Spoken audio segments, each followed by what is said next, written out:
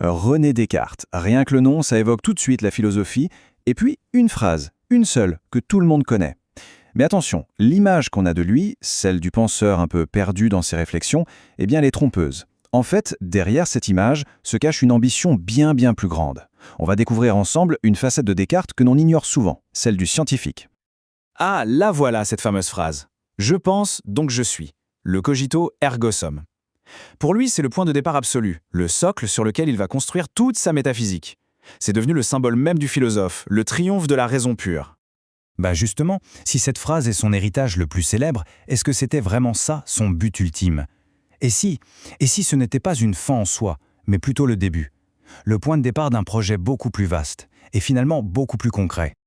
Et voilà, la thèse qui est au cœur de notre analyse et qui change tout. Cette affirmation, elle renverse complètement la perspective habituelle. Elle suggère que ces plus grandes œuvres philosophiques, comme les méditations, n'étaient en fait pas le but, mais plutôt la fondation. La base indispensable pour pouvoir construire quelque chose de bien plus ambitieux. Une science toute nouvelle. Donc l'idée essentielle, c'est vraiment ça. Pour comprendre Descartes, il faut inverser notre regard. Ce n'était pas un philosophe qui, de temps en temps, s'intéressait à la science. Non, c'était un scientifique qui a eu besoin de la philosophie pour justifier sa méthode et pour faire table rase de l'ancienne vision du monde. Et là, on parle d'une véritable révolution. Avant Descartes, le monde était expliqué avec des concepts un peu mystiques, hérités d'Aristote. On parlait de l'essence des choses, de leur but. Descartes, lui, il balaye tout ça. Pour lui, l'univers, c'est une immense machine. Fini les qualités subjectives comme chaud ou froid, place aux quantités, aux choses qu'on peut mesurer, calculer. Et son ambition, elle est juste démesurée. Il voulait créer une théorie capable d'expliquer l'univers tout entier, de la chute d'une pomme jusqu'au mouvement des planètes, en se basant sur seulement deux concepts, de la matière et du mouvement. Rien de plus. C'est tout simplement le début de la physique moderne. Alors c'est bien beau de l'imaginer, cet univers mécanique, mais comment on le construit? Eh bien il faut des règles, des lois universelles qui s'appliquent partout tout le temps. Et oui, avant Newton, il y avait Descartes, et ces lois, elles sont révolutionnaires. La première, c'est ni plus ni moins qu'une version du principe d'inertie. La deuxième, elle casse l'idée antique que les planètes tournent naturellement en cercle. Et la troisième, elle introduit déjà un concept de conservation fondamental, même si ce n'est pas encore tout à fait notre quantité de mouvement moderne. Alors, pour que tout ça tienne debout, Descartes a besoin d'une idée qui nous paraît assez étrange aujourd'hui. Le vide n'existe pas. L'univers est plein comme un œuf. Chaque recoin est rempli de matière. C'est une idée cruciale pour lui, parce que ça répond à une question essentielle. Si on n'a pas de force de gravité à distance, comment les planètes font-elles pour bouger? Sa solution, elle est aussi ingénieuse que visuelle, comme on le voit sur cette illustration de sa main. Pour Descartes, les planètes, c'est un peu comme des bouchons de liège dans une rivière. Elles ne sont pas tirées par une force invisible, elles sont simplement entraînées par le courant, un immense tourbillon de matière qui tourne autour du Soleil. C'est une explication purement mécanique, sans aucune force mystérieuse. Bon, évidemment, il ne pouvait pas avoir raison sur tout. Ici, on a un bel exemple de l'une de ses erreurs. Il a bien compris qu'un objet qui tourne a tendance à vouloir s'échapper, mais il s'est trompé sur la direction. Il pensait que la pierre voulait fuir tout droit, en s'éloignant du centre, alors qu'en réalité, elle veut juste continuer tout droit le long de la tangente. C'est une erreur, bien sûr, mais c'est une erreur fascinante, qui montre bien à quel point il essayait de tout expliquer mécaniquement. Alors, après avoir bâti ce grand cosmos mécanique, Descartes se retrouve face à un mur, un problème qu'il a lui-même créé, l'être humain. Comment est-ce qu'on intègre notre conscience, notre esprit, dans cette grande horlogerie? Et voilà le fameux problème corps-esprit. Si le corps n'est qu'une machine, de la matière, et que l'esprit c'est quelque chose qui pense mais qui est immatériel, comment les deux peuvent-ils bien interagir?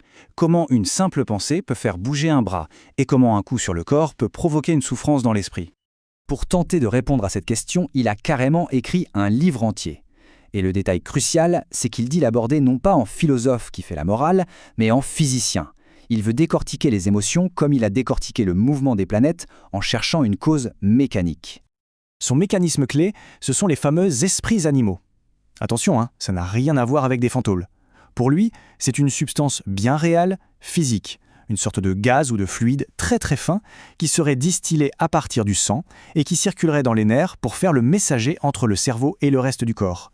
C'est une sorte d'ancêtre de notre compréhension du système nerveux. Et voici comment l'imaginer, le processus. Imaginez, un stimulus extérieur, disons un animal effrayant, provoque une réaction purement physique. Les esprits animaux s'agitent. Ce flux d'esprit remonte jusqu'au cerveau, et là, il fait bouger physiquement une petite glande, la glande pinéale. Et c'est ce mouvement mécanique qui est ressenti, perçu par l'âme comme une émotion, ici la peur.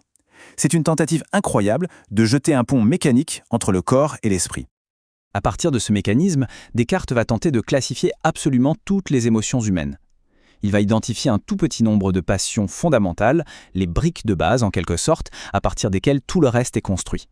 Et les voici, l'admiration, l'amour, la haine, le désir, la joie et la tristesse.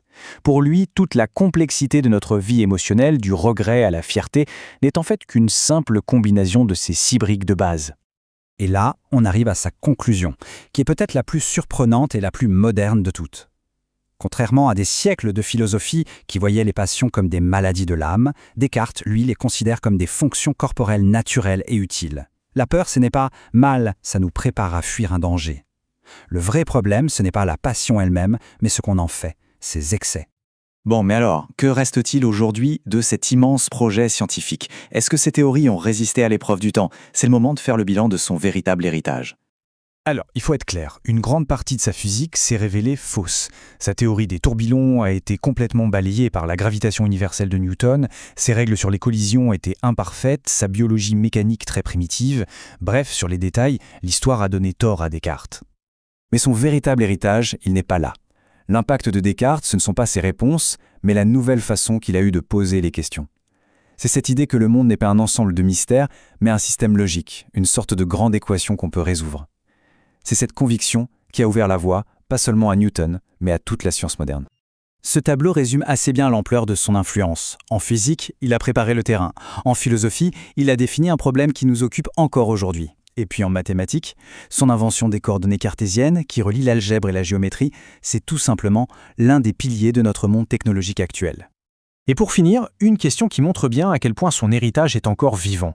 Un concept mathématique qu'il a développé au XVIIe siècle est toujours cité, toujours utilisé aujourd'hui dans des recherches de pointe, comme le prouvent des articles très récents.